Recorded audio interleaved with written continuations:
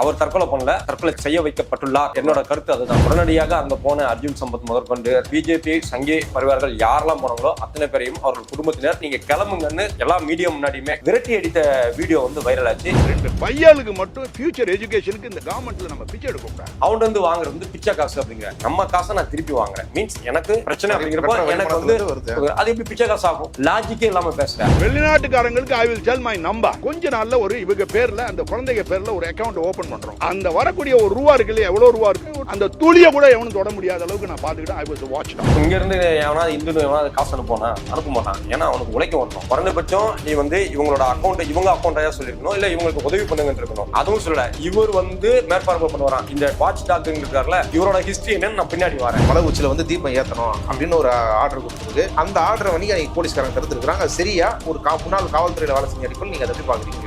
அதுக்கு ஆள் உடனே அவங்க சொல்றதுன்னா அவன் வேற, அவன் யாருக்கோ பிறந்தவன், நான் யாருக்காரு பிறந்தவன், அவன் கலாச்சாரம் வேற, என் கலாச்சாரம். எல்லாருமே வேற வேலை பழப்பாங்க. வெண்ண அவர் வந்து லோகநாதன் வந்து டார்கெட் பண்றாரு. ஹைகோர்ட்டை மதிக்காதவன் போலீஸா சார். அவன் 20 பேர் வந்தாங்கன்னா 20 பேர் என்ன ஓடுவாங்கல்ல, கால் பின்னாடி வைக்க தெரியாது, ஜெனட்டிக்கா வைக்க முடியாது. அது 20 பேரை குத்திட்டு சாகதவர் முட்டாலும் மிக அது வீரம்போ. நாங்க ஒரு இடத்துக்கு போயிட்டா பின்னாடி காலை வைக்கிற அந்த பழக்கமே வராது. பின்னாடி போக மாட்டாரு, முன்னாடி காலில் விழுந்துருவாரு. அந்த மாதிரி விழ போய் தான் அவர் இன்னைக்கு பிஜேபிக்கு ஆதரவாக அந்த சங் கும்பல் பரிவாருக்கு ஆதரவாக அவர் பேசிட்டு இருக்காரு. அண்ணாமலை காப்பி கேட் அப்படிங்கிறாரு. இதை பார்த்து இன்னொருத்தர் தொடரும் அப்படிங்கிறது அவர் கொடுக்குறாரு. அதே வெர்ஷனை இவர் வந்து வேற லாங்குவேஜ்ல சொல்றாரு. இந்த மாதிரி தியாகங்கள்லாம் எங்கேயாவது கிடைக்குமா அப்படிங்கும்போது இன்னொருத்தன் வந்து இன்னும் நாமளும் இதை பேர் செஞ்சா நமக்கும் தியாகிகள் பட்டங்க இருக்கும். அதுல ரொம்ப தீவிரமா இருப்பான் பாத்தீங்களா, அவனுக்கு இதுதான் வரும். அடுத்த திருப்பி வரப்போ இன்னொருத்தன் வந்து இறப்பானான்னு இவங்க காத்துட்டு இருப்பாங்க. இல்ல இறக்குறதுக்கு தூண்டுதல் வேலையை எல்லாம் பண்ணுவாங்க. இது வந்து அச்சுராஜா செய்ய மாட்டாரு, அண்ணாமலை செய்ய மாட்டாரு, பொன்மாணிக்கவனும் செய்ய மாட்டாரு. காப்பி கேட் தற்கொலைகளும் இவங்களை யாருமே செய்ய மாட்டாங்க. வணக்கம். மதுரையை சேர்ந்த பூர்ணச்சந்திரன் சில நாட்களுக்கு முன்னாடி வந்து தற்கொலை செய்து கொண்டார். அதுக்கான காரணங்கள் அவரை குறிப்பிடுறது இதெல்லாம் வந்து தமிழ்நாட்டில் பெரும் கவலைக்குள்ள விஷயமா மாறிச்சு. தமிழக அரசு அந்த குடும்பத்தோட பேச்சுவார்த்தை நடத்தி உரிய நிவாரணங்களை கொடுக்கறதுக்கான ஏற்பாடுகளை செஞ்சுட்டு வராங்க. அந்த நிகழ்வுல போய் அர்ஜுன் சம்பத் போன்ற நபர்கள் கலவரத்தை உண்டாக்க முயற்சி பண்ணாங்க. அந்த குடும்பத்தை சார்ந்தவர்களே அவங்களை விரட்டடிச்சிருக்காங்க. அதன் தொடர்ச்சியா வந்து நேத்து முன்னாள் ரிட்டையர்ட் ஐஜி வந்து பொன்மாணிக்கவேல் அவர் அவங்க குடும்பத்தை போய் பார்த்திருந்தாரு. அவரு சம்பந்தமா ஒரு செய்தியை தான் நீங்க நம்ம பேச இருக்கிறோம். திரு பூர்ணச்சந்திரன் அவரோட இறப்பு முன் வச்சு உலகம் முழுக்க பெரும் வசூல் வேட்டையை நடத்துறதுக்கான ஒரு சதி திட்டத்தை வந்து தீட்டி இருக்கிறாரு. அதை பத்தி தான் இந்த வீடியோல நம்ம பேச இருக்கோம். இது குறித்து பேசுறதுக்காக ஊடகவியலாளர் தோழர் சதீஷ் அவர்கள் இணைந்துள்ளார். வாருங்கள் அவரோட பேசுவோம். வணக்கம். வணக்கம். சமீபமா வந்து மதுரையில பூர்ணச்சந்திரன் அவர் வந்து தற்கொலை செஞ்சு கொண்டாரு. அந்த விஷயம் வந்து தமிழ்நாட்டுல எல்லாருக்குமே ஒரு சோகத்தையும் ஒரு மன வருத்தத்தையும் ஏற்படுத்தின விஷயம். அதுக்கான காரணங்கள் வந்து என்ன ஏதுன்றது ஆராயப்படுது. ஆனா இப்போ வரைக்கும் சொல்லப்படுற காரணம் வந்து திருப்பரங்குன்ற மலை உச்சியில வந்து தீபம் ஏற்றப்படாது, அதனாலதான் அவர் வந்து மன உளைச்சல் அது தற்கொலை செஞ்சு கொண்டாரு அப்படின்ற விஷயம் தான் சொல்லப்படுது. இந்த நிலையில வந்து தொடர்ச்சியா பாஜக சார்ந்தவர்கள், அவங்களோட பிற அமைப்புகள், இந்து முன்னணி, இந்து மக்கள் கட்சி போன்ற அமைப்புகள் சார்ந்தவர்கள்லாம் வந்து அவர் வீட்டில் போய் பார்த்துட்டு வராங்க. அவங்களுக்கு ஆதரவு தெரிவிக்கிறாங்க, பணம் தராங்க, போராட்டங்கள் இந்த மாதிரி விஷயங்களை ஈடுபடுறாங்க. அதுவே வந்து ஒரு சந்தேகக்குரிய விஷயமா எல்லாரையும் பார்க்கப்படுது. அதை ஓகே இவங்க இருக்கிறாங்கன்னா அப்படின்ற ஒரு அச்சத்தோட அதை பார்த்துட்டு இருக்கிறாங்க இந்த நடவடிக்கையை. இந்த நிலையில கூடுதலா வந்து நேற்று முன்னாள் ஐஜி பொன்மாணிக்கவேல் அவர் வந்து அங்கே போய் பார்த்துருக்காரு, அந்த குடும்பத்தை பார்த்துருக்காரு. அவர் பேசின விஷயங்கள்லாம் இன்னும் ரொம்ப அதிர்ச்சிகரமான விஷயங்களா இருக்குது. இதை வச்சு இன்னும் பல திட்டங்கள் இவங்க தீட்டி இருக்கிற மாதிரியான விஷயங்கள்லாம் அவரு பிரஸ் மீட்ல யதார்த்தமா பேசுன்ற பேர்ல, உணர்ச்சி வசப்பட்டு பேசுன்ற பேர்ல உளறி இருக்கிறாரு. நீங்க எப்படி பாக்குறீங்க இந்த விஷயத்த? முதல்ல அந்த இறந்து போன நபர் அவர் குடும்பத்திற்கு நம்ம வந்து அவர் எந்த விஷயத்துக்காக இறந்திருந்தாலும் சரி, ஒரு அறியாமல் தான் அவர் இறந்ததை நம்ம கருதப்படணும். அதுக்கு அவருடைய குடும்பம் வந்து அதுல இருந்து சீக்கிரம் மீண்டு வரணும். பெரிய இழப்பு. அது இழப்பு தான். 2 குழந்தைகளை வச்சுட்டு இருக்கிறாரு. அவர் வந்து டிஎம்கே குடும்பத்துல இருந்து வந்தவர். ஒருத்தர் திருப்பரங்குன்ற மலைக்காக இவர்களுடைய சொல்லாடலுக்கு பலியாகி இவர் வந்து இறந்திருக்கிறார். அவ்வளவுதான். இதுல வந்து தற்கொலை அப்படின்னு சொல்றது இதெல்லாம் 2வது விஷயம். இது வந்து திட்டமிட்ட சதின்னு நம்ம முதல்ல இருந்து சொல்லிட்டு இருக்கோம். எப்போ அங்க முருகன் மன்னர் நடந்ததோ அப்பொழுது இருந்தே இந்த சதி திட்டம் வந்து பல உயிர்களை வாங்க போதுன்னு சொன்னா அதுல முதல் பலியாக இந்த உயிர் விழுந்துள்ளது, விழ வைக்கப்பட்டுள்ளது. அவர் தற்கொலை பண்ணல, தற்கொலை செய்ய வைக்கப்பட்டுள்ளார் அப்படிங்கிறது தான் என்னோட கருத்து. அதுதான். அதுல எந்தவித மாற்று கருத்துமே இல்லை. இதற்கு முன்னாடி இந்த தற்கொலை நிகழ்ந்ததுமே உடனடியாக அங்க போன அர்ஜுன் சம்பத் முதற்கொண்டு என்னென்ன பிஜேபி சங்கி பரிவார்கள் யாரெல்லாம் போனாங்களோ அத்தனை பேரையும் அவர்கள் குடும்பத்தினர் தயவு செய்து சாவு வீட்டில் வந்து நீங்க அரசியல் பண்ணாதீங்க, எங்களுக்கு வந்து அரசாங்கம் வந்து சப்போர்ட் பண்ணுது, அனைத்து ப்ரொசீஜர்களும் முடிந்து விட்டது, நீங்க கிளம்புங்கன்னு உட்கார்ந்து போராட்டம் செஞ்சவங்களை விரட்டி விட்டாங்க. பொதுவா எல்லா இடத்துலையும் என்ன நடக்கும் அப்படின்னா குடும்பத்தினர் தான் போராடுவாங்க. இங்க வந்து சம்பந்தமே இல்லாம வெளியில இருந்து ஒருத்தவங்க வந்து அதுல பெரியாரை இழுக்கிறாங்க, பெரியாரை சிலையை அடிச்சு உடைக்கணும் அப்படிங்கிறாங்க. இவங்களுக்கு நீதி வாங்கி கொடுக்கறத விட வெறுப்பை எப்படி பரப்ப முடியும் அப்படின்னு பேசினாங்க. அந்த குடும்பத்தினும் ஓரளவு புரிஞ்சுக்கிட்டு அதை வந்து அவங்கள வந்து நீங்க கிளம்புங்கன்னு எல்லா மீடியா முன்னாடியுமே கேமரா முன்னாடியே வந்து வெளியில் அனுப்பின வீடியோ, அது விரட்டி அடித்த வீடியோ, வெளியில் அனுப்புன்னு சொல்லக்கூடாது, விரட்டி அடித்த வீடியோ வந்து வைரல் ஆச்சு. இது தமிழ்நாடு அப்படிங்க போய் தான் இந்த விஷயம்லாம் நடந்தது. இல்லைன்னா இது வேற மாநிலத்தில் நடந்திருந்துன்னா அது தொடர்ந்து ஒரு கலவரமே வந்திருக்கும். மதுரை வந்து அன்னைக்கு வந்து தீ ஆயிருக்கும். மதுரை வந்து கண்ணகிக்கு அப்புறம் தீப்பெட்டி எரிஞ்சுதான் அன்னைக்கு பார்த்திருப்பாங்க. அந்த அளவுக்கு இவங்க பண்ணிருப்பாங்க. இல்ல இவர் வந்து நீங்க சொல்றதுதான், நீங்க இப்ப என்ன நடந்திருக்கும்னு சொல்றீங்களோ அதுக்கு முயற்சி செய்யற மாதிரி தான் பொன்மாணிக்கல் அவர் இந்த பிரஸ் மீட்ல வந்து அவர் பேசியிருக்காரு. என்ன சொல்றாருன்னா, இவரை பார்க்க இந்துவா பிறந்த எல்லாரும் வரணும், வெளிநாட்டுல இருந்துலாம் வரணும், ஸ்டாலின் ஏன் வரல, உங்க கட்சியில ஒருத்தன் சத்தம் கூட வர மாட்டீங்களா அப்படின்னு சொல்லி முதல்வர் ஏன் வரல, மோடி வரணும், பவன் கல்யாண் வரணும், இந்த மாதிரி எல்லாருமே ஒரு லட்சக்கணக்கான இந்துக்கள் வந்து அவங்க வீட்டுக்கு வரணும், நான் ஒரு தேதி அறிவிக்கிறேன், அந்த தேதியில குறிப்பிட்ட தேதியில எல்லாருமே வரணும்ன்றாரு. ஏன் அப்படி வரணும் அப்படின்னா, இது வந்து எங்கேயும் நடக்காத ஒரு விஷயம். இதுக்கு முன்னாடி சூசைட் நிறைய நடந்திருக்கு. அதெல்லாம் வந்து ஈகோயிஸ்ட் சூசைடு, ஒரு தனிப்பட்ட ஈகோ காரணமாக சூசைட் பண்ணிக்கிற விஷயங்கள். ஆனா இது வந்து ஒரு பொது நலனுக்காக ஒரு ஈகோ நடந்திருக்கு, ஒரு வந்து சூசைட் நடந்திருக்கு. இந்த மாதிரி ஒன்று நடந்ததே கிடையாது. ஒரு இந்து மதத்தோட நல்லதுக்காக ஒருத்தர் வந்து உயிரை விட்டுருக்கிறாரு. இதை நீங்க வந்து எல்லாரும் வந்து அவங்க வீட்டில் இருக்கிறவங்களை பார்க்கணும். மதுரைக்கு பக்கம் வந்தீங்கனாலே அவங்க வீட்டுக்கு போயிட்டு வந்துடும். அது பொதுவா போயிட்டு வருது. ஆனா ஒரு நாள் முடிவு பண்ணி அன்னைக்கு எல்லாருமே வரணும்ன்றாங்க. இது வந்து ஒரு பொதுநலனோட பண்ண பொதுநலம். எது பொதுநலம்? ஸ்கூல் திறக்கல, காலேஜ் திறக்கல, எய்ம்ஸ் அங்கே திறக்கல, அதுக்கு யாரும் போராடினாங்களா? இந்த இந்து முன்னணி எதுவும் போராடினாங்களா? இந்து மக்களுக்காக தானே. அது மெஜாரிட்டி இந்து மக்கள் தானே வசிக்கிறாங்க. எது பொதுநலம்? பொதுநலம் தீபம் ஏற்றணும். தீபம் ஏற்றியாச்சு, அதுதான் உண்மை. இப்போது வரை தீபம் ஏற்றப்படவில்லை, அதனால சூசைட் பண்ணிட்டாரு அப்படின்னு பரப்பிட்டு இருக்காங்கல்ல. தீபம் ஏற்றப்படவில்லைன்னு சொன்னேன். ஆமா, தீபம் ஏற்றப்பட்டது. 100 வருஷமா எங்க ஏற்றினவங்களும் அதை ஏற்றிட்டாங்க. எல்லாரும் ரோட்ல வலது பக்கம் இடது பக்கம் போறதுக்கு ரூல்ஸ் உண்டா இல்லைங்களா? இடது பக்கம் போற ரூல்ஸ் அப்படிதானே. அந்த ரூல் படி அங்க தீபம் ஏத்தியாச்சு, இடது பக்கம் போயிட்டு இருக்காங்க. இப்ப ராம ரவிக்குமார் வந்து ஆப்போசிட் ரோட்ல வந்துட்டு வலது பக்கமா வந்துட்டு நாமெல்லாம் வலது பக்கமா போகணும், வலது பக்கம் போனாதான் நம்ம இந்து அப்படின்னா எப்படி ஏத்துக்க முடியும்? அது கோர்ட்ல ஒரு வரைக்கும் கூட சந்தன கூட உங்களுக்கு நடத்த அனுமதி தரீங்க, ஆனா தீபம் ஏத்த அனுமதி தரல, ஏத்தப்படலன்றத பதிவு இல்லையே. அதாவது அங்க என்ன நடந்தது, தீபம் ஏற்றப்பட்டது போல இங்க வந்து அந்த சந்தன கூடு நிகழ்ச்சியும் நடைபெற்றது. இது ரெண்டுமே ஈக்குவலா நடந்திருக்குது. இந்துக்களுக்கு தேவையான மரியாதை, இந்துக்களுக்கு அந்த கடவுளுக்கான மரியாதை, மதிப்பு, அந்த தீபம் ஏற்றல், இது வந்து அங்க இருக்கிற ஆகம விதிப்படி பட்டர்கள், அங்க இருக்கிற அர்ச்சகர்கள் எல்லாரும் ஒத்துக்கொண்டபடி நடந்திருக்குது. இந்த பக்கம் இவர்கள் இஸ்லாமியர்கள் என்ன சடங்கு செய்யணுமோ அதையும் நேற்று செய்யறதுக்கு அனுமதி விட்டாங்க. இதை கடந்து நான் வலது பக்கமா தான் வருவேன், நீ ரூலை மாத்து அப்படின்னு ஒரு குரூப் வருது பாத்தீங்களா, அந்த குரூப்புக்கு தான் வந்து தடை. அந்த குரூப்போட ஒரு எச்சமாக தான் அந்த குரூப்ல இறந்து போன பூர்ணச்சந்திரன் அப்படிங்கிறவரு இவரை வைத்து பிண அரசியல் பண்றது. அதாவது எப்போ பணம் வரும், எப்போ அரசியல் பண்ணும் அப்படிங்கிறது இவங்களுடைய வந்து பாரம்பரியமான வழக்கமான நடவடிக்கை. இப்ப டிஎம்கேல இருந்து ஸ்டாலினே வரல, அவர் டிஎம்கே கட்சிக்காரர் தானே அப்படிங்கன்னா, டிஎம்கே ஸ்டாலினாக இருந்தாலும் சரி, யாராக இருந்தாலும் சரி, காரணம் என்ன அப்படிங்கிறது ரொம்ப முக்கியமான. பொதுநலன் சார்ந்த காரணம். ஸ்டாலின் வர மாட்டாங்க, பொதுமக்கள் வந்து நிற்பாங்க. அனிதா இறந்து போனாங்க, ஸ்டாலினா வந்து நின்னாரு. ஸ்டாலினுக்கு முன்னாடி பொதுமக்கள் நின்னாங்க. முத்துக்குமார் இறந்து போனார், தமிழ் ஈழத்திற்காக இறந்து போனார். அந்த நேரத்துல ஸ்டாலினா வந்து நின்னாரு, இல்ல ஜெயலலிதா வந்து நின்னாங்களா, இல்ல மோடி வந்து நின்னாரா, இல்ல மன்மோகன் சிங் வந்து நின்னாங்களா? யார் வந்து நின்னா? பொதுமக்கள் வந்து நிற்பாங்க. பொதுமக்கள் எப்பொழுது வருகிறார்களோ அப்பொழுதுதான் அது வந்து பொதுநலம் அப்படிங்கிற ஒரு விஷயத்துக்கே அது வந்து ஏற்றுக்கொள்ளக்கூடியதாக இருக்கும். ஆனா இந்த விஷயத்துல அங்கங்க கருத்து பரவுது. நாமளே மதுரையில பைட் எடுத்தோம், ஏகப்பட்ட தனிநபர்களை சந்திச்சு பேசணும். கடைக்காரங்க, பூ வைக்கிறாக்கா, லவ் பண்ணி கல்யாணம் பண்ணிடுவாங்க, ஃப்ரெண்ட்ஸா இருக்கிறவங்க எல்லாரும் என்ன சொன்னாங்க, நாங்க எங்க மாமா மச்சானா பழகிறோம். இது புதுசா ஒரு குரூப் வந்து பாஜக சார்ந்தவங்களே. ஆமா, பாஜக சார்ந்தவங்களே அவனால வந்து இப்படி சொல்ல முடியல, சொல்லவே முடியாது. இந்த தமிழ்நாடு அது அப்படிதான். அப்போ அந்த இடத்துல இவங்க வந்து புதுசா ஒரு விஷயத்தை கிரியேட் பண்ணலாம், இந்து முஸ்லீம் கலவரத்தை கிரியேட் பண்ணலாம், இல்ல இது வந்து திருப்பரங்குன்றம் வந்து இந்துக்களுக்கு மட்டும்தான் சொந்தம்னு ஏதாவது ஒண்ணு கிரியேட் பண்ணலாம், நம்ம இங்க அதை வச்சு ஓட்டு அரசியல் பண்ணலாம் அப்படின்னு ட்ரை பண்ணும்போது, ஆஸ்திரேலியால வந்து அந்த துப்பாக்கி சூடு நடந்ததுல, தீவிரவாதிகள் நடத்தின துப்பாக்கி சூடு, அதை வந்து ஒருத்தர் தடுக்க போனார்ல. ஆமா, அவரு கூட வந்து சூசைட் அட்டெம்ப்ட் தான். இது பக்கா சூசைட். இது அவரை விட இதை வந்து அது சூசைட் அட்டெம்ப்ட் கிடையாதுங்க. 2 பேர் வந்து பொதுமக்கள் மேல வந்து சடமரியா துப்பாக்கி சூடு நடத்துறாங்க. கிட்டத்தட்ட இங்க மும்பைல நடந்த மாதிரி, பெஹல்காம்ல நடந்த மாதிரி அப்படி ஒரு துப்பாக்கி சூடு நடக்குது. அங்க ஒருத்தன் தான் உயிரை பணயம் வச்சு, தான் உயிர் போவதுக்கு வாய்ப்பு இருந்து தெரிஞ்சும் அந்த தீவிரவாதியை மடக்கி பிடிச்சு துப்பாக்கியும் பிடிங்கிட்டு அவனை கொல்லாம, துப்பாக்கி தூர வச்சுட்டு அவனை கொல்லாம செருப்பு களத்தை அடிக்கிற மாதிரி தான் அவர் செஞ்சாரே தவிர அவர் யார் உயிரையும் எடுக்கவும் இல்லை, தான் உயிரை கொடுக்கவும் இல்லை. அவர் கொடுத்திருந்தாலும் அது பொதுமக்களுக்கான உயிர். ஆமா, சில பேர் உயிரை காப்பாத்துறதுக்காக அந்த ஆக்ஷன். ஆமா, இவ்வளவுக்கும் அதை காப்பாற்ற ஒரு இஸ்லாமியர் சரிதானே. இஸ்லாமிய தீவிரவாதம், இஸ்லாமிய பயங்கரவாதம். நீங்கெல்லாம் சங்கிகள் வந்து அவர் வந்து பிடிக்க போனது வந்து எட்வர்டு அப்படின்லாம் வந்து பொய் வந்து பரப்பிட்டு இருந்தாங்க. அதெல்லாம் உடைக்கிறபடி அவர் பேர் வந்து ஒரு இஸ்லாமிய பேர் வெளியாகுது. டோட்டலா அன்னைக்கு சங்கிகள் உடனே ஆஃப் ஆயிட்டாங்க. அவர் வந்து அந்த நாடு ஹீரோன்னு கொண்டாடுது. ஏன்னா அங்க இருக்கிற மக்களை காப்பாத்துறாங்க. அது யூதர்கள் அவன் பார்க்கல, யூதர்கள்லாம் அவங்க விரட்டி அடிக்கிறாங்க இஸ்ரேல்ல, அதன் காசால குண்டுமலை பொழிறாங்க. அவன் அப்படி பார்க்கல. அவர் வந்து மனிதாபிமானத்தோட நடந்துகிட்டாரு. இன்னொரு சக மனிதன் உயிர் போகுது அப்படின்னு காப்பாத்துறாரு. சக மனிதன் உயிர் போகுதுன்னு காப்பாத்தினவனையும் இங்க வந்து ஒரு மலை உச்சியில ஒரு தீபம் ஏத்தலன்னு பொய்யாக இவர்கள் பரப்பிய வதந்திகளுக்கு பலியான ஒருத்தரையும் ஒப்பிடுவது தவறு. பொன்மாணிக்கவேல் அப்படிங்கிறதுக்கு ஒரு இன்டென்ஷன் இருக்குது. இதை எப்படியாவது நான் வந்து இந்த இந்துக்கள் அப்படின்னு நாம வந்து அந்த முருகன் மாநாட்டுல பேட்டி எடுத்தோம். இந்துன்னு உணராதவங்கள பொட்டன்னு சொன்னாங்கல்ல, அதை இவர் வேற வருஷனா பேசுறாரு. அது ஒரு சாதாரணமான பிரெயின் வாஷ் ஆன ஒருத்தன் பேசுறான். அவரு சாதாரணமா ஒரு இந்து தொழிலாளி உழைக்கும் வர்க்கத்துல இருக்கிற பேசுறாரு. அவர் வந்து மூளை செலவு செய்யப்பட்டவர். ஆனா இந்த சங்கி எப்படின்னா, அந்த பொன்மாணிக்கவேல்ங்கிற சங்கி வந்து இன்டென்ஷனோட பேசுறாரு. ஏன்னா அவருக்கு இதுல ஆதாயம் இருக்குது. என்ன ஆதாயம்னு அவரே அந்த பேட்டியில வந்து அந்த பிரஸ் மீட்ல வந்து வளர்றாரு, வரிசையா வளர்றாரு, தன்னோட மொபைல் நம்பர் கொடுக்குறாரு. ஆமா, அதை பத்தி தான் கேட்கணும். இப்போ அவர்கிட்ட வந்து ரிப்போர்ட்டர்ஸ் வந்து கேள்வி கேட்கறாங்க. அதுல குறிப்பா ஒருத்தர் நல்ல கேள்விதான் அது. திருப்பரங்குன்ற மலை மேல தீபம் ஏத்தணுன்ற கோரிக்கைக்காக இவரே தன்னை தீப்பந்தமா ஆக்கிட்டு இந்த மாதிரி சூசைட் பண்ணிக்கிட்டாரு. அதுல நீங்க வந்து இப்ப என்ன பண்ண போறீங்க அப்படின்ற மாதிரி ஒரு கேள்விய ஃபார்வர்டா கேட்டாரு. அதுக்கு அவர் உடனே வந்து ஆமா என்ன சொல்ல போறேன்னா, தீவை ஏத்ததுக்காக தீப்பந்தமா எரிஞ்ச அவருடைய இதுக்கு நீங்க என்ன பண்ண போறீங்க?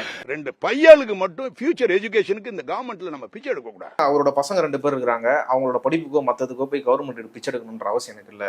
அதை நான் பண்ண மாட்டேன்னு நினைக்கிறேன். நான் என்ன பண்ண போறேன்னா, வெளிநாட்டுக்காரங்களுக்கு I will tell my number 96 615 34 318 இந்த ஒரு நம்பர்ல அவங்க கான்டாக்ட் பண்ணும்போது இன்னும் கொஞ்ச நாள்ல ஒரு இவங்க பேர்ல அந்த குழந்தைங்க பேர்ல ஒரு அக்கவுண்ட் ஓபன் பண்றோம். அந்த வரக்கூடிய ஒரு ரூபா இருக்கு இல்லையா, எவ்வளவு ரூபா இருக்கு, அந்த துளிய கூட எவனும் தொட முடியாத அளவுக்கு நான் பாத்துக்கிட்டேன். I was watched. யூரோப்பியன் கண்ட்ரீஸ்ல இருக்கிற இந்துஸ் ஃபர்ஸ்ட் தமிழர் இருந்தாங்க, தமிழர் இல்ல இந்துஸ் அப்படின்னு ஸ்பெசிஃபிக்கா பண்ணி, அப்புறமேட்டு ஆஸ்திரேலியா இந்தியூஸ், பிலிப்பைன்ஸ் இந்தியூஸ், இந்த மாதிரி எல்லா இடத்துல இருக்க இந்து மக்கள் என்ன பண்றீங்கன்னா, நான் ஒரு ஃபோன் நம்பர் தரேன், அக்கௌண்ட் ஓபன் பண்ண போறேன், அந்த அக்கௌண்ட்ல வந்து என்ன பண்றீங்க, எல்லாரும் பணம் போடுங்க. அந்த பணத்தை வந்து இவங்களுக்கு அது நீங்க எவ்வளவு போட்டீங்களோ அது எவ்வளவு கம்மியா இருந்தா சரி, அது ₹1 காணாம போன அளவுக்கு அதுக்கு நான் வாட்ச் டாக்கா நான் இருக்கிறேன், நான் அந்த பணத்தை பாதுகாக்கிறேன், பணத்தை போடுங்கன்னு ஒண்ணு பேசுறாரு. இறந்த வீடு ஒரு நாள் தான் ஆயிருக்குது, 2 நாள் தான் ஆயிருக்குது.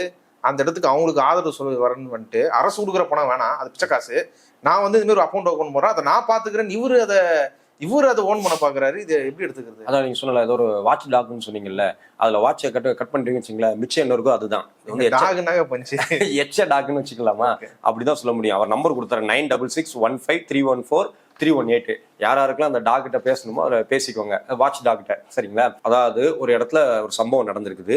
அந்த சம்பவத்தோட துக்கத்துல வந்து அரசு பங்கேற்றிருக்குது. அரசு எப்படி பங்கேற்றிருக்குன்னா, பின்னாடி இருந்து நீ செஞ்ச தற்கொலை வந்து நியாயமானதில்லை, ஆனா உன் குடும்பத்திற்கான உன் குழந்தைகளுக்கான உதவி அவங்க செய்யணும். அது வந்து ஒரு இந்த சமூகத்துல இருக்கிற ஒரு தப்பான சக்தி வந்து அதோட தூண்டுதலுக்கு இரையாகி இது பண்ணிருக்கிற. எப்படி கலாச்சாரத்துக்கு செத்தாங்களோ அதே மாதிரி இது வந்து ஒரு போதனைக்கு செத்தவங்க தான். சரியா? அப்படி இருக்கும்பொழுது அரசு வந்து அதை வந்து என்கரேஜ் பண்ணல, அதே நேரத்துல அவங்களை கைவிடவும் இல்லை. அதான் வந்து அவங்க அர்ஜுன் சம்பத் எல்லாரும் மறியல் போராட்டம் உட்கார்ந்தப்ப அவங்க குடும்பத்துல வந்து எல்லா ப்ரொசீஜரும் முடிஞ்சிட்டு தயவுசெய்து நீங்க கிளம்புங்க அப்படின்னு சொன்னது இந்த காரணத்தால தான். ஆனா இது இவருக்கு பத்தல, எல்லாத்தையும் இறக்கி விட்டாங்க. அண்ணாமலை இறக்கி விட்டுருக்காங்க, அதுக்கப்புறமா அர்ஜுன் சம்பத் இறக்கி விட்டுருக்காங்க, ராம ரவிக்குமார் வந்து மோகன்ஜி வரைக்கும். மோகன்ஜி ஒரு குழந்தைய கூட்டு வந்து அந்த பொன் குழந்தைய அந்த சின்ன பிள்ளைய கூட்டு வந்து அதை மீடியம் முன்னாடி வச்சு அந்த பிள்ளைக்கு பேச முடியல, இந்த பிள்ளைய காட்டி ஏதாவது பண்ண முடியுமா அப்படின்னு பேசுறாரு. வெக்கம் கட்டவனா இருப்பான் போல. அவன் இவ்வளவு மோசமானவன். ஒரு குழந்தைய கூப்பிட்டு வந்து அவங்க அப்பாவோட சாவுல நீ அழாதமா அப்படின்னு சொல்லிட்டு பேச வைக்கிறாப்ல. அவர்கிட்ட அந்த குழந்தைகிட்ட கேள்வி கேட்கிறாப்ல, இது உண்மையா, இது உண்மையா, இது உண்மையா, இந்த கேவலமான யாருக்கு நிரூபிக்க கேட்கிறாப்ல, என்ன நிரூபிக்க கேட்கிறாப்ல? அதுதான் ஒரு கேவலமான அரசியல்ல மோகன்ஜி அப்படி பண்ணிட்டாரு. அண்ணாமலை வந்து காப்பி கேட் தற்கொலைகள் இது வந்து தொடரும் அப்படிங்கிறாரு. அதாவது காப்பி கேட் தற்கொலைகள் தொடரும் அப்படிங்கிறது வந்து இந்த மாதிரி பார்த்துட்டு இருக்கிற அந்த அதே மாதிரி பிரெயின் வாஷ் ஆன மக்களுக்கு எல்லாம் நாமளும் செய்யணும் போல, நாமளும் செஞ்சு நம்ம நிரூபிக்கணும் போல, இதெல்லாம் தொடரும் போல, அதுல நாமளும் இருக்கிறோம் போல, நம்ம இல்லைன்னா நம்ம வந்து இந்துவே இல்லை போல, பொட்டை அப்படின்னு நம்ம இல்லை போல. பொட்டங்கிற வார்த்தை நமக்கு உடன்பாடே கிடையாது, சுத்தமான உடன்பாடு. ஆனா இவர்கள் சொன்ன அர்த்தத்துல இருந்து அந்த மக்களுக்கு இது கடத்தப்படுது. இந்த பொன்மாணிக்கவேல் இந்த விஷயத்துல 2 விஷயம் பண்றாரு. ஒண்ணு, பிஜேபி இந்த சங் பரிவார் இவங்களுக்கு ஆதரவா இந்து அப்படிங்கிறத கலவரத்தை உருவாக்குறது கொண்டு போறாரு. அப்பொழுது கூட அவர் வந்து தமிழர் அப்படிங்கிற உணர்வை வந்து கொடுக்க கூடாது அப்படிங்கிறது கரெக்டா இருக்காரு. ரிப்போர்ட்டர் வந்து தமிழர்னு சொல்லும் போது இவர் வந்து இல்ல அது இந்து அப்படிங்கிறாரு. நான் வந்து ஆஸ்திரேலியா இருந்துட்டு பேசுவேன், யூஎஸ் இருந்துட்டு பேசலாம், ஸ்ரீலங்கன்ல இருக்கிற இந்துக்கள்கிட்ட பேசணும், இது எல்லா இந்துக்கள்கிட்டையும் பேசி இவர் வந்து பணம் கலெக்ஷன் பண்ணுவாராம். இது வந்து எப்படின்னா, நம்மலாம் வந்து ஒரு உணர்வுல இருக்கும், என்னன்னா வடக்கு ஆதிக்கம் செலுத்தும் பொழுதுதான் நம்ம வந்து திராவிடர்கள் அந்த தமிழ்நாடு அப்படிங்கிறதுக்கு ஒரு தனி மாண்பு இருக்குது, பண்பு இருக்குது, நாம அவங்களுடைய சூழ்ச்சியை எதிர்கொள்வோம் அப்படின்னு தான் நம்ம வளர்ந்து வந்திருக்கோம். அப்படி இருக்கிற உணர்வு தான் இவங்களுக்கு பெரிய பிரச்சனையா இருக்குது. சரிங்களா? அவர் வந்து ரிப்போர்ட்டர் வந்து திராவிடர்னா இன்னும் காண்டா இருப்பாரு. தமிழர் அப்படிங்கும் பொழுது ஆமாடா இதுதானே இவங்களுக்கு பிரச்சனையா இருக்கு, தமிழரா இவங்க இருக்கானுங்க, அப்படி இருக்கக்கூடாது, இந்துவா இருக்கணும், அப்படி இல்லைன்னா ஜாதியா பிரியணும். அவர் அதே பேட்டியில அவர் என்ன சொல்றாரு, நான் வந்து ஒரு மறவர் குலத்துல இருந்து வந்தேன் அப்படிங்கிறாரு. இந்த பூர்ணச்சந்திரன் வந்து மறவர் குலம் அப்படின்ட்டு இங்கிலீஷ்ல சொல்றாரு. அதாவது ஜாதியாக அவர் ஏற்றுக்கொள்வார், மதமாக ஏற்றுக்கொள்வார், ஆனால் மொழியாக தமிழனாக திராவிடனாக இங்க இருக்கிற நல்லிணக்கம் உள்ள பொது சாதாரண மனிதனை வந்து அவர் பொன்மாணிக்கம் வந்து ஏத்துக்கிறதுக்கு வந்து அவருக்கு மனசே இல்லை. காரணம் என்னன்னா அவரோட இன்டென்ஷன் வந்து இங்க வந்து கலவரமாகணும். இப்ப என்ன அப்படின்னா பணம் வரணும். பணம் வந்து தமிழரா பிரிச்சு எல்லாம் பார்த்துட்டு இருக்க முடியாது. இந்து அப்படின்னா இந்து பிராமின்ஸும் வரணும் அப்படிங்கிறாப்ல. ஏன்னா அவங்க தான் வந்து யூஎஸ்ல அதிகமா இருக்கிறாங்க. சரிங்களா? இங்க இருந்து எவனாவது இந்துன்னு எவனாவது காசு அனுப்ப மாட்டான். ஏன்னா அவனுக்கு உழைக்கும் இருக்கும். அவனுக்கு வந்து இன்னைக்கு வேலை என்னதோ அதை தான் பார்ப்பான். அடுத்த வேலை சாப்பாட்டுக்கு என்னது, எனக்கு வந்து எக்ஸாம் வந்து என் பிள்ளைக்கு வந்து எப்படி படிக்க வைக்கணும், அப்படிதான் நம்மளோட தமிழர்கள் இல்லை நம்மளோட நாட்டுல வந்து பண்ணிட்டு இருப்பான். ஆனா இதனை கடந்து ஒரு அடுத்த ஸ்டேஜுக்கு போயிருக்காங்க. பணம் சம்பாதித்ததும் ஒரு மனுஷனுக்கு அடுத்த ஸ்டேஜ் என்ன ஸ்டேஜ்னா ஆன்மீகம். அந்த ஆன்மீகத்துல இந்து அப்படின்னு ஒரு விஷத்தை தூக்கி சொல்லுவான். நாமெல்லாம் இந்து பாரு, நம்ம ஜாதியை சேர்ந்தவன் செத்து போயிட்டான், பாரு நம்ம இந்து ஒருத்தன் செத்து போயிட்டான், அவனுக்கு பணம் அனுப்பு அப்படின்னு. குறைந்தபட்சம் நீ வந்து இவங்களோட இவங்க அக்கௌண்டையா சொல்லிருக்கணும், இல்ல இவங்களுக்கு உதவி பண்ணுங்கன்னு இருக்கணும். அதுவும் சொல்லல. இவர் வந்து மேற்பார்வை பண்ணுவாராம். இவரோட ஹிஸ்டரி என்னன்னு நான் பின்னாடி வரேன். இந்த வாட்ச் டாக்னு இருக்காருல, போலீஸா இருந்து இவர் என்ன கிழிச்சாங்க நான் அப்புறமா வரேன். இதுல ஒரு வார்த்தை, முக்கியமான வார்த்தை சொல்றாரு என்னன்னா, கவர்மெண்ட் இருந்து எதுக்கு பைசா வாங்கணும்? கவர்மெண்ட் நம்மளோட வேலைக்காரங்க தானே, நாம கொடுத்த காசுல தானே அவனை வேலை பார்க்கணுங்க. அவன்கிட்ட இருந்து வாங்குறது வந்து பிச்சை காசு அப்படிங்கிற. ஏன்னா நான் காசு கொடுக்குறேன், நம்ம காசை நான் திருப்பி வாங்குறேன். மீன்ஸ் எனக்கு பிரச்சனை அப்படிங்கிறப்போ எனக்கு வந்து அது எப்படி பிச்சை காசு ஆகும்? லாஜிக்கே இல்லாம பேசுற, ஆனா ஆவேசமா பேசுற. என்னன்னா நீ உனக்கு மட்டும்தான் அக்கறை இருக்க மாதிரி, உனக்கு மட்டும்தான் இங்க வந்து அன்பும் பாசமும் அக்கறையும் இந்து சமூகத்தின் மேல இருக்கிற மாதிரி, இந்த சக மனிதனுக்கு இருக்கிற மாதிரி ரொம்ப ஆவேசமா பேசுற. ஆனா பேசுறதெல்லாம் ஃபேக், பேசுறதெல்லாம் இன்டென்ஷனோட பேசுறேன், பேசுறதெல்லாம் அயோக்கியத்தனமான பேச்சு. அவரை பொறுத்தவரையில இங்க வந்து இந்து அப்படிங்கிறதோ விதைக்கணும். ஆமா, இல்ல அது எப்படி விதைக்கணும்னு நான் பாக்குறேன். எப்படி விதைக்கிறான்னு பாக்குறேன்னா, ஒரு தவறான வரலாற்று சின்னமா, அதாவது இங்க திராவிட முன்னேற்ற கழக அரசு இருக்கும்போது திருப்பரங்குன்ற மலை உச்சியில தீபம் ஏத்த விடல, அதை விடணும்ன்றதுக்காக, அப்படி ஏத்த விடலன்ற இதுக்காக ஆதங்கத்துல ஒரு இந்து இறந்துட்டார் அப்படின்ற ஒரு தவறான வரலாற்றை வந்து பதிவு செய்யணும். அப்படின்றது அதன் பேர்ல ஒரு கல்லா கட்டி இங்க வந்து ஸ்ட்ரென்தன் பண்ணணும் இங்க இருக்கிற இந்துத்துவ அமைப்புகளை அப்படின்ற ஒரு இன்டென்ஷன்ல தான் இது வெளிப்படையா அவர் பேசுறது தெரியுது. அதான் அந்த இன்டென்ஷன்ல அவர் கூடுதலா அவர் வந்து தனக்கும் வரவு பாக்குறாரு. நான் பாத்துக்கிறேன் அப்படின்னா நீ குழந்தைய பாக்கணும், உனக்கு உன் கையில இருக்கணும். அப்படி இல்லைன்னா ஏங்க அதுதான் தீபம் ஆகி போச்சு, மனித தீபமாயிட்டேன்.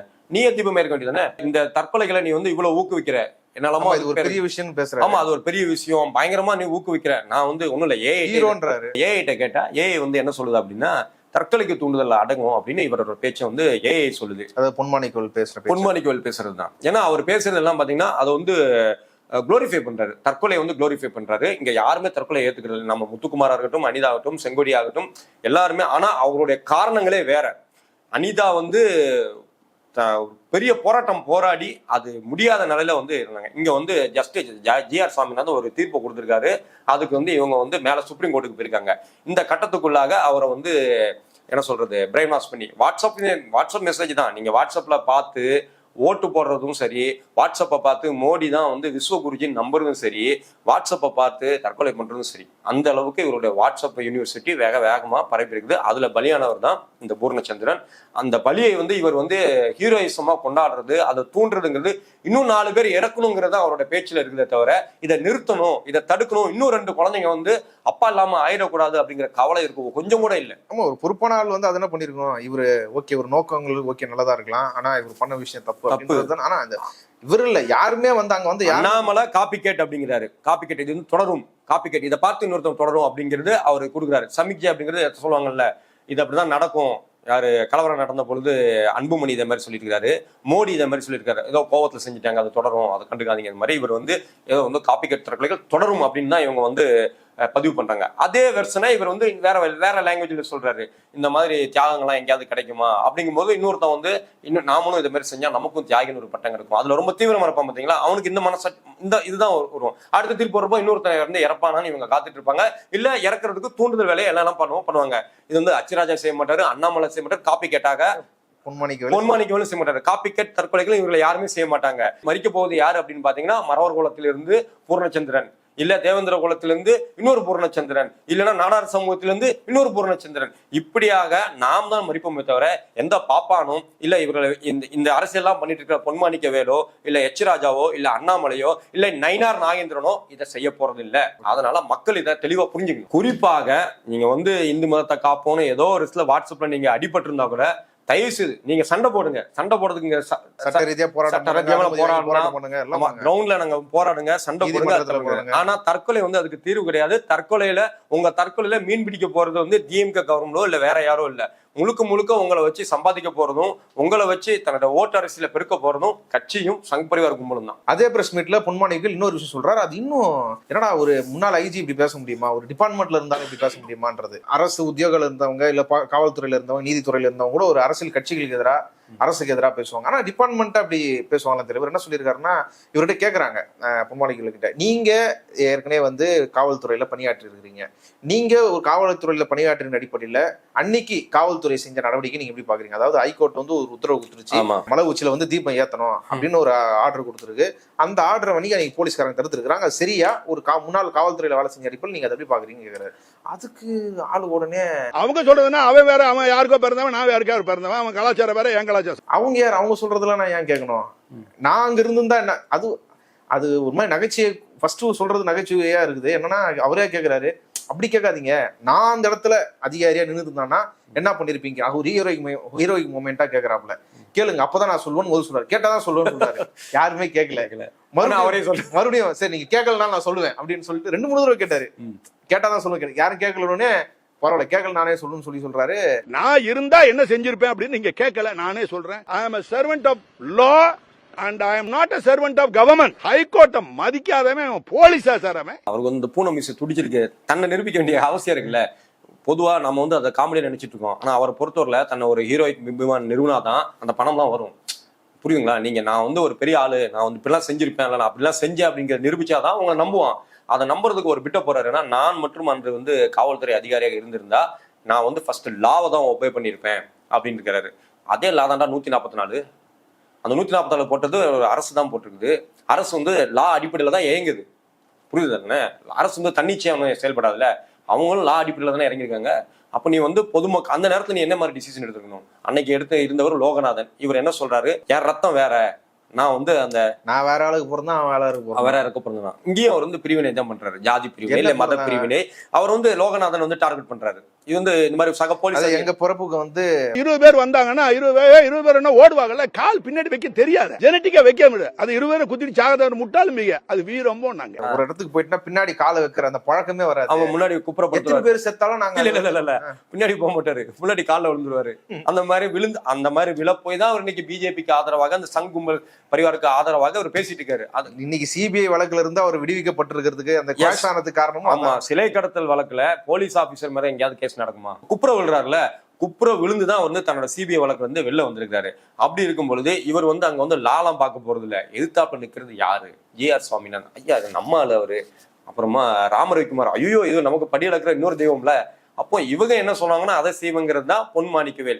இங்க வந்து மீடியா முன்னாடி மைக்கு முன்னாடி நான் லா படி நடப்பேன், கீபடி நடப்பேன் அப்படின்னா உன் லா அண்ட் ஆர்டர் எல்லாமே வரிசை ஹிஸ்டரியா இருக்குது. எடுத்து பார்த்தா காரி துப்பலான்னு தோணுது. ஒரு லோகநாதன் இருக்காருல்ல, அன்னைக்கு அதை தமிழ்நாடே வந்து ஒரு பெரிய அபாயத்துல இருந்து இது பண்ணிட்டாருன்னு அதாவது அவர் பண்ணதுதான் ஒரு தைரியமா நடவடிக்கை. இவர் என்ன சொல்ற தைரியமா நடவடிக்கைன்னா, 10 பேர் செத்து இருந்தாலும் பரவாயில்ல, நான் ஓடி இருக்க மாட்டேன், அது நீ முட்டாள் தானே நினைக்கணும்னு சொல்லலாம், ஆனா அதான் வீரம் நான் சொல்லுவேன்னு சொல்லி பொன்மாணிகள் சொல்றாங்க. 10 பேர் செத்தாலும் பரவாயில்ல, 10 பேர் செத்தாலும் ஒண்ணு கொடுத்துருக்காங்க பூர்ணச்சந்திரன். இன்னும் 9 பேலன்ஸ். அந்த இடத்துல கலவரம் நடந்து அதத்தாங்க அன்னைக்கு கொடுக்க வேண்டியது லேட்டா கொடுத்துருக்காங்க, லேட்டா வாங்கிருக்காங்க. புரியுதுங்களா? அவங்களுக்கு வந்து ஒருத்தன் சாவறத பத்தி எந்த கவலை இல்லை. ஆனா இங்க வந்து கவலைப்படுற மாதிரி அந்த அம்மா இறந்து போனவரோட பூர்ணச்சந்திரன் அம்மா தலையில கை வச்சு பேசுறது இதெல்லாம் ஓவர் ஆக்டிங். அவங்களுக்கு இழப்பை பத்தி கவலை இல்லை. இழப்பு தனக்கு நிகழக்கூடாது, என்ன மாதிரி இருக்கிற இன்னொரு சக இந்துக்கு நிகழணும், அதை வச்சு நான் பொழைக்கிறேன். அப்படிப்பட்ட அவரு அன்னைக்கு லோகநாதன் அவரு பேசினது இருக்குல்ல, நீங்க என்ன வேணா பண்ணீங்க, கோட்டாராவே இருக்கட்டும், நாங்க அலோவ் பண்ண முடியாது, நாங்க என்ன பின்வழிகளோ நாங்க அதை எதிர்பார்த்துக்கிறோம், நாங்க அதை ஃபேஸ் பண்ணிக்கிறோம் சொன்னது இருக்குல்ல, அதுதானே தைரியம். ஆமா, அதுதான் தைரியம். அதை வந்து அது அவர் எப்படி அப்படிப்பட்ட ஒரு ஆளை எப்படி இழிவுபடுத்துறாருன்னா, நான் வேற ஆளுக்கு பிறந்தேன், அவன் வேற ஆளுக்கு பிறந்தான், எல்லாருமே வேற ஆளுக்கு தாண்டா பழப்பாங்க வெண்ண. அதான உண்மை. நீங்க ஒரு ஆளுக்கு இருப்பீங்க, நான் ஒரு ஆளுக்கு பிறப்பேன், அதான உண்மை. அதுல என்னடா அவரும் வந்து போலீஸ் ஆபீசர் தானே, ஒன்னே மாதிரி தானே செலக்ஷன் ஆகி வந்திருக்காப்ல. அவர் என்ன சும்மா அப்படியே வந்துட்டாரா? எல்லா செலக்ஷன் முடிச்சு இந்த இத்தனை பேரை ஹேண்டில் பண்ணிக்கிறார். அன்னைக்கு வந்து அவ்வளோ பிரச்சனையிலையும் அவர் ஹேண்டில் பண்ணது வந்து நலன், பொதுமக்கள் நலன் தான் ஃபர்ஸ்ட் அப்படின்னு ப்ரிஃபரன்ஸ் கொடுத்தாரு. அவன் தான் சரியான போலீஸ், அவர் தான் சரியான போலீஸ். லோகநாதன் என்ன ஜாதியாக இருக்கட்டும், என்ன மதமாக இருக்கட்டும், எதுவாக இருக்கட்டும், அவர் ரத்தம் கருப்பு ரத்தமே ஓட்டுங்க, இல்ல அவர் ரத்தம் வேற ஏதோ விலங்கு காவி கலர்லயே கூட ஓட்டும். அன்னைக்கு அந்த ஆளு செஞ்சது வந்து தைரியமான சரியான நிகழ்ச்சி. தைரியம் மட்டுமே பத்தாது. தைரியம்னா அதான் அவரே சொல்றாரு, தற்கொலை பண்ற கூட தைரியம் அப்படின்னு தான் ஏத்தி விடுறாப்ல.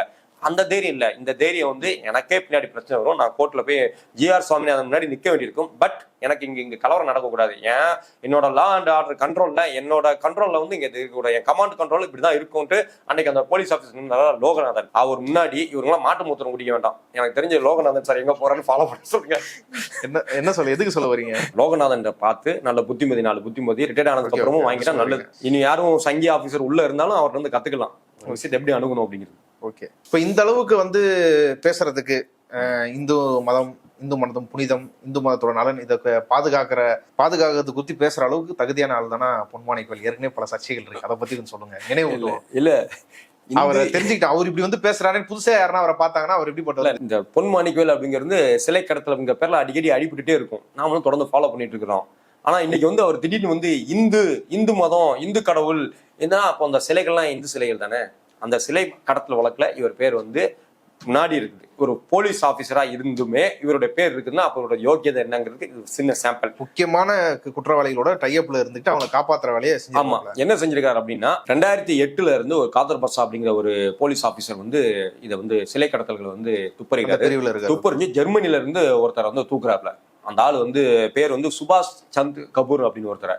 அவரை தூக்கிட்டு வந்து இங்க அரெஸ்ட் பண்ணி இங்க உள்ள தூக்கி வச்சாச்சு. அதுக்கப்புறமாக தான் வந்து இவர் வந்து அந்த கேஸ் எடுக்கிறார். இவர் தான் அப்போ வந்து சிலை கடத்தலுக்கு பொறுப்பு அதிகாரியா இவர் வராரு பொன்மாணிக்கவேல். வந்ததுக்கு அப்புறம் என்ன ஆகுது அப்படின்னா ஃபர்ஸ்ட் கிரெடிட்ஸ் எடுத்துக்கிறாரு. காதர் பாட்ஷா பிடிச்சதை, காதர் பாட்ஷா ஒரு முஸ்லீம், நல்லா கவனிச்சுக்கோங்க, அவர் பிடிச்சதை இவர் வந்து தான் பிடிச்சிட்டு வந்த மாதிரி எடுத்து கொண்டு வந்துறாரு. 2011 இதுக்கு தீர்ப்பு வந்து அவனை உள்ள தூக்கி வச்சாச்சு. அதற்கு அப்புறமா இவர் வந்து ஒரு 4 வருஷம் கழிச்சு ஒரு லெட்டர் எழுதுறாரு.